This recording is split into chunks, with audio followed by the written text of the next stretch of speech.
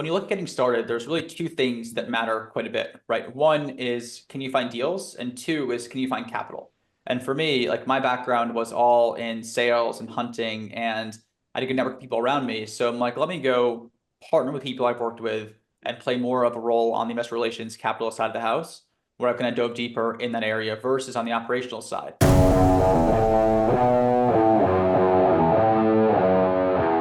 Welcome to the Real Freedom Show, where we inspire you to pursue your passion to gain time and financial freedom through opportunities in real estate. I'm your host, Mike Swenson. Let's get some real freedom together.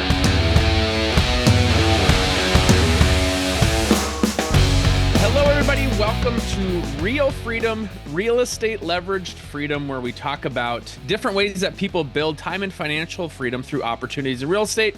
I'm your host, Mike Swenson. If you want to get started on learning more about what your journey could look like, check out our website, freedomthroughrealestate.com.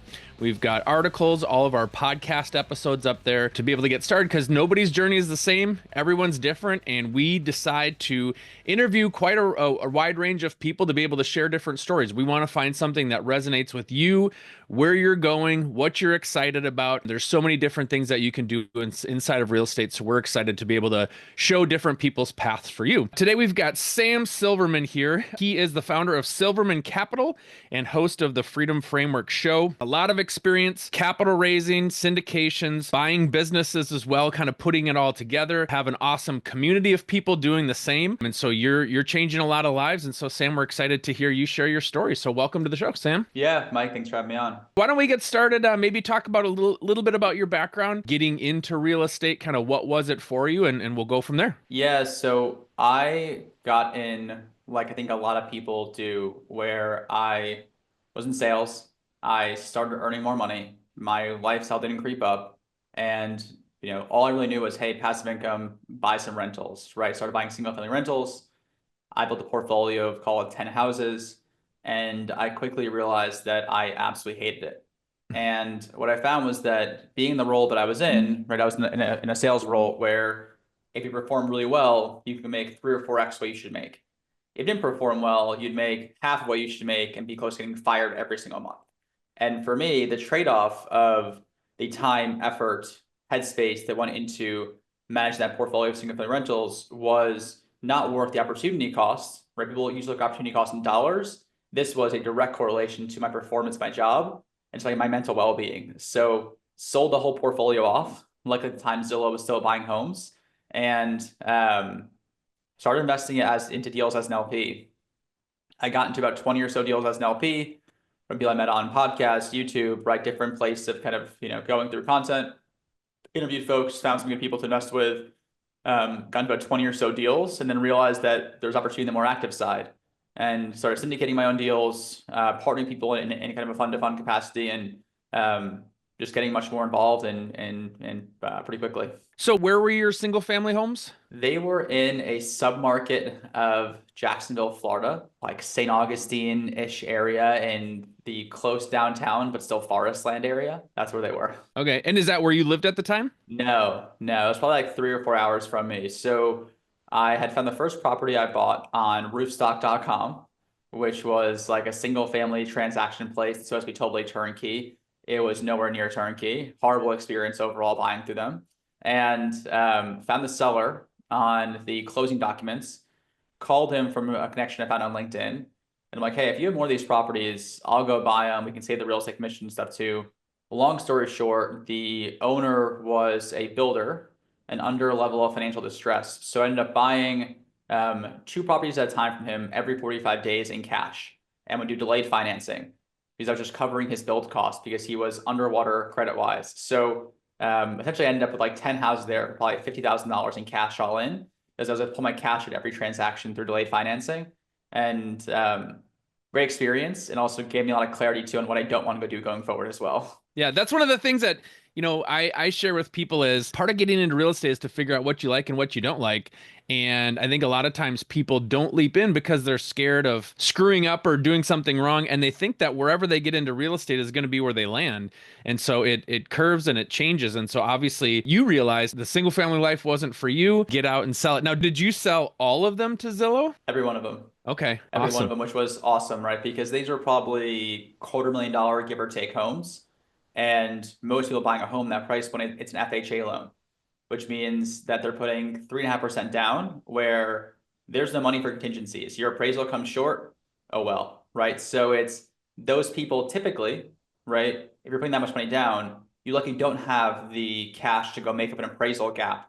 Or if the financing doesn't come through properly, you have huge risk of doing it, right? So they were offering above market rate with a 1% commission versus a 6% commission and just a all cash buy transaction. It was a no brainer. And I'm super grateful they were still buying homes at the times, because the other side of that transaction, like the likely buyers of those homes, would have a lot of risk in that transaction as well. And likely a lot of headache on my end too to go do it for most likely less net proceeds. So I got super lucky they were still buying homes at the time. And again, people ask too, is like, hey, single family a great route to go? I got lucky as the timing of when I bought them and how I bought them, right? So I don't necessarily think single family is a good way to go for anyone going forward. I think it's a good, it worked out well for me. A lot of it based on luck and timing of when it was, not because it's something like creative or innovative or just like a lot of luck as ties to it. So then after that went into becoming a limited partner on syndications, correct? Yeah, it's about 20 or so deals. After that too, can use the proceeds I got from those homes. I think it was like $1 million or so in total, and then just broke it up into about 20 deals over the next, 6, 9 months in placing capital. For people looking that have money, I think, syndication is a great opportunity for people to get into real estate without having to do a lot of the work themselves. Obviously, they're really tying themselves to the relationship of the person that is managing that property and kind of running that as the operator. But talk about, being able to maybe diversify, or kind of what were you looking for in those deals? Yeah, so I think like anything, you're betting on the people, right? In a deal like that where you're hands off, the biggest thing you're betting on is who are those people and do I feel confident in them to be ethical, to execute a business plan? Do I feel aligned to the actual strategy itself? So on mine, I think at this time I was like 23, right? So I didn't really care about cash flow. I just want to get exposure. I kind of viewed all of that as like a big learning experience. So most people wouldn't take the same route I took in doing it, because not that I didn't care about the money, I really viewed it as more of an exposure and kind of entry point to it versus something I need to go maximize every dollar of return and scrutinize everything there. I was much more carefree with how I allocated the capital, right? So, but when I'm looking at it now, like how I really go do things, I definitely go bigger allocations and less deals now, right? Versus the smaller allocations kind of and super widespread just for ease of tracking too, honestly, and ease of relationship. Like Yeah. the biggest thing I look at is one, the people. Do they have skin in the game? And I mean less so capital, more so as it relates to reputational risk. Like someone's first deal, right? They have no likely brand equity. So for example, if you have Joe, the brand new guy syndicating a deal starting out, and he has to go shut down, no one really cares, right? If you work with a bigger name group, right? There's a level of brand equity they need to go hold intact, right? If you lose $1 of someone's money, it costs you way more than $1. If I lose $1 of my own money, it costs me $1, right? So you kind of look at it from that level as well too. Making sure the deal itself aligns with the intention you want, whether if you're looking at if you're 65 years old and living off of your cash flow, put your money into a venture capital type deal that has no cash flow and will go 0 or 50x, maybe not the best route for you to go pick, right? So it's understanding, does this deal in intention line up with what I want to go do? And then lastly, it's, do I believe in the market, the asset class, the macro environment? Do I feel comfortable with the sponsor's fees, terms, structure? Am I protected in that way? But again, to me, it all starts with the people that you're working with all day long. For sure. So was a lot of that then apartments? Yes, we did apartments. We did single family portfolios of homes. We Okay. did mobile home parks. We did storage. We did debt. Like most things you can name in real estate, I've at least, test the waters in. So then getting to deciding to do your own syndications, I'd love to hear kind of your thought process of moving along those lines. Yeah, so when you look at getting started, there's really two things that matter quite a bit, right? One is, can you find deals? And two is, can you find capital? And for me, like my background was all in sales and hunting, and I had a good network of people around me. So I'm like, let me go partner with people I've worked with and play more of a role on the investor relations capital side of the house, where I kind of dove deeper in that area versus on the operational side. And the reason was that I was still working a full-time job. I was a VP of sales at a big company, right? Very demanding type role. And what I didn't want to have happen was I have a deal I'm working or managing, and my work picks up in a massive way. And I have to go neglect that deal for whatever reason in terms of time. I don't want to put people's money at risk because of my time being spread thin in certain ways, right? When you're kind of playing the role as a fund manager, a capital partner, right? Your operational, involvement can be minimized at times for other people who are playing bigger roles than yourself. So it allowed me to go be involved, but also own less of deals, right? Kind of play roles that allowed me to go do both at the same time. Because I'm a big believer too, if like don't go leave your job and go start something new if you have nothing built. Like go build it, then go leave. So for me, Mhm. I spent, 2+ years building it while I had a job still. So understanding my time capacity and like headspace and what I can do to go work with it allowed me to go build it while having the job and then transition once that was stabilized to a point of becoming an actual business. Yeah, for sure. That's great advice for people. And if you have the luxury to be able to do that and want to do that, yeah, hold your job as long as possible. Are you looking to get started or scale in real estate investing but don't know your next step? Are you overwhelmed thinking about finding deals, analyzing deals, doing due diligence, and managing properties on top of it? Go ahead and push the easy button and invest with us. Real estate investing is what we do full time. We've done dozens of deals with hundreds of doors. We have the knowledge and experience to handpick the best deals that most investors can't find. We vet large off-market deals all the time where you can hopefully find returns and economies of scale that you just can't find on your own. The best thing is it's 100% passive to you for less capital than you put down trying to acquire a property on your own. Don't let this year go by where you don't make the leap, add to your portfolio, or you just sit in analysis by paralysis. To find out more, visit freedomthroughrealestate.com and click on invest. You can book a call and learn more there. So get to scaling your portfolio now with us by your side. Talk a little bit about this community that you're building with people. Obviously, it can be lonely. Networking is really important. There's a ton of value of networking with other like-minded people. So how did that idea come to be? I honestly started the community by accident, right? At first, I was in another group that was somewhat similar to actually what I originally started with, and I'm like, I can do this differently, and in my opinion, with less frills for much more effective price point to give more people access, right? I think what happens for certain people is that when you start having some success in a given area, a lot of people reach out to you about something, right? Asking for help, asking for advice. And in turn, I'm like, okay, I'm having the same conversation over and over and over again. And selfishly, when you first start too, like you'll talk to anyone, right? When you're first starting a business. As you get more further along in your journey, you say no far more often because you have to go protect your time. And I was having all these people reach out to me with the same questions over and over again. I need to honestly someone to go push them to that I can go solve all those same problems at the same time. So in turn, rather than taking on a very high, four-figure hourly rate for consulting, I'm like, why don't I go make this much more attainable for people as it relates to cost? And they're asking all the same question. Why don't I go record content, bring in coaches to go support other areas that I have less competency in, right? Because I know there's a few things I'm pretty good at, and a lot of areas that are people way better at than myself. Let me go bring those people in to go help support the members as well too. So it kind of stemmed from the angle of like, to give an example, when I first started out in the corporate world, I'm like, hey, if I can make 100K, I'll be in great shape. Then I saw people making 200 grand. If I can make 200K, I'll be in great shape. And it's been Mhm. making $400,000, then a million. Then you start realizing too, hey, these people are making $1 million, but they're miserable in their life in the corporate world. And I'm like, okay, there's a better opportunity to go do things. We actually have ownership, do them your way, right? And you have a better overall balance of life. So I think being around the right people helps you think differently, right? I think there's a huge opportunity right now where people are kind of waking up to realize it is that I want to be able to go have control of my time. I want to go own things that are actual business. I want to have a level of brand equity versus just work for someone else my entire life too. So it was kind of a culmination of a lot of those things. And I think a huge value of just having people who have been there and done that in certain scenarios. You can go ask questions to. Like, again, all this information that we share in the community is free. Almost every group that you're joining, you can go find the stuff that they're teaching in that group on YouTube, on podcasts, in different books, right? But you're paying for the speed of execution, and people there you can go reach out to, people there you can go dive deep into a deal with. Like early on in my career, there were deals I would have paid six figures to not have done that I did, right? Just from the awareness of I don't understand certain things. So that's a huge piece of it. And people around you who are all focused on doing something similar, even if in different ways, is hugely, hugely valuable. Like at times, when I was in the corporate world, like, we're like, hey, I'm gonna go leave a job where I'm making $600,000 a year to go do my own thing. People are like, you're out of your mind. having people Mhm. around you can go talk to and relate to and who want similar things for themselves, even if the path they take to get there is still a little bit different than how you would do it.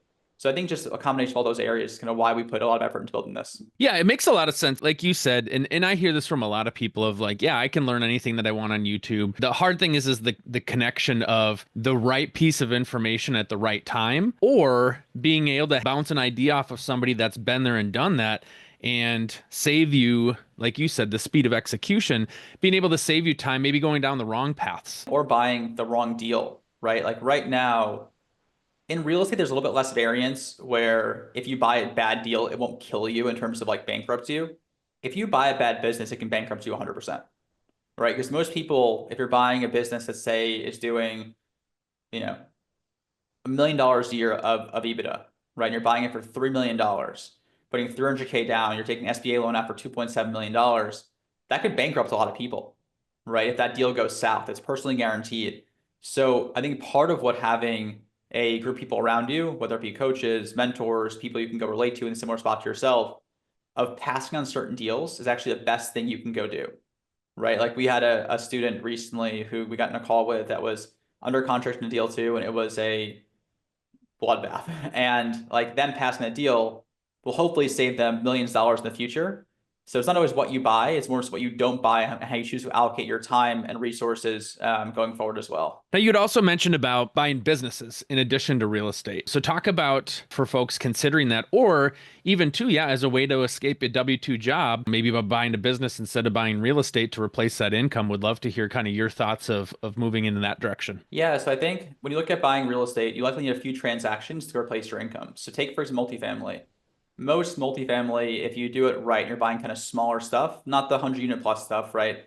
That you're building a whole business around. If you're buying some smaller stuff, right? The 8, 12, 16 unit properties, you likely need, 40, 50 doors to go replace 10, 15K a month of income. If you structure it in a way where you're kind of raising some money as debt, raising some money as kind of decent equity in it, right?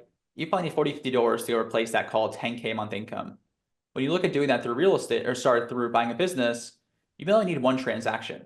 So like a good rule of thumb is if you're looking to replace call it 10K a month and you buy a business doing $400,000 a year of profit, right? You probably have about $150,000 going to your SBA loan, and you probably have 100K going to a manager or GM to go in place, and you have $150,000 left for yourself there as well, assuming no growth, nothing else. So it's definitely harder to go find one good business to go buy, but one transaction you can go replace your income much more quickly. So what I say is it depends, right? Some people like the real estate can be a great slow burn if you go buy deals, you're disciplined, right? Like very predictable path to be done. Thousands of people have done it with multifamily. Like it's a great route going to do so, especially if you're buying deals that are smaller. Like think stuff sub 50 units. Once you're above that, you're competing in deals that are trading at what their actual market value is, right? When you're buying below that, you're truly getting a good basis on a product because you have more unsophisticated sellers and buyers in that market. So I think you have more opportunity there. But again, it really depends on what route you want to go do. Like there's tons of different ways to go do it, and not what like one's not right, one's not wrong. It's figuring out what do you want your life to look like, what path you want to go take to get there, what timeline do you want to go have, and what pains or stressors are you okay dealing with, right? So every scenario is different, and they'll all have different pains and with it. Now, I know we could spend hours and hours talking about the business piece, but for those people that are curious, like buying a business, like the example you gave, 400K, people are probably asking like, why would that person sell their business if it's making money and they could just hire a general manager to replace their time and just keep that income? Why wouldn't they do that versus selling it? So it really depends. Like if you look at it, there's a huge shift in ownership, right? Most people, they call it half businesses now are owned by people who are in the baby boomer category, where they may not have an actual succession plan. They may not have the systems and process to do so. So, for example, right now, I run a fund called the Pave. We're going and buying paving companies. And a lot of these owners are pavers, right? They have done the work themselves for generations, and they're not particularly the best businessmen always, right? For them, they're great at paving, right? But in terms of operational process, in terms of like things are held together at times with duct tape and paper clips, right? Like it's not actually run how business should be run, but they have enough scale where it doesn't matter to them. Like for them taking the business from doing, $1 million a year, $2 million a year, just extra headache. Like for example, we bought a company recently that didn't even have a website, right? So like things like that allows for so much opportunity. So what I'd say is that owners are tired, right? They're over it, right? Because they've been doing a lot of the work themselves. So there's a great value in finding companies in which you can go replace the owner through a manager in a certain way. There's a lift in doing that process, but for a lot of owners who have been trapped by their business at times, it becomes tough, right? Or they look at it as, hey, I've had my time, I want my payday, and I want to call it a day. Or they may not even realize that they can actually go sell it. So there's a lot of different reasons that someone actually look to go sell for it. I like that strategy too of, yeah, like you mentioned, finding one good business can certainly make up for a lot of real estate deals. And then at least that gets you out of a W-2 job, gives you a chance to make some money on your own or add to it to be able to save up and put different places. And it's all kind of about starting that snowball that's just going to continue to grow and grow over time. For sure. And it's how I view it is that if you can go get to a place where you've covered your monthly expenses, right? And you can go be more intentional in what you want to go do. So, for example, I have a friend in my community as well too, who he got kind of his freedom by multifamily, right? He had 40, 50 units, replaces, 12, 15K a month of income, and he's now good. But now he's like, hey, I want to go build a business around flipping houses. And now I want to build a business around syndications, right? Which are potentially longer term plays. So for him, now that he covered his short term, right, his livability, he can go think differently and bigger in the long term and delay the gratification on it and go potentially shoot for bigger goals around things. So again, not a right or wrong answer. It's just kind of solving for what gives you the optionality to be more selective as to what you want to go do. As you've, kind of picked up a lot of experience along the way, what are you going to be focusing on here for kind of the next season for you? So real estate less so for me right now. Definitely more in kind of partnering on businesses. I think there's different levers that can be pulled there right now. So I'd say more so on the buying business piece of it, both in things that I personally own, right, like an accounting firm right now, or things that I can go get a level of scale to along with investors, right? So I'd say it's kind of two main buckets, right? Things that I own myself, then also things that I kind of partner with investors on that have a level of scale. For people that want to reach out to you, learn more about what you're doing, how can they do that, Sam? Yeah, so super active on LinkedIn. And then our podcast is the Freedom Framework Show. We also have a new YouTube channel under Sam Silverman Official as well. Awesome. Well, thank you so much for coming on and sharing. Excited to hear where you're going to continue to grow, and best of luck to you in the future.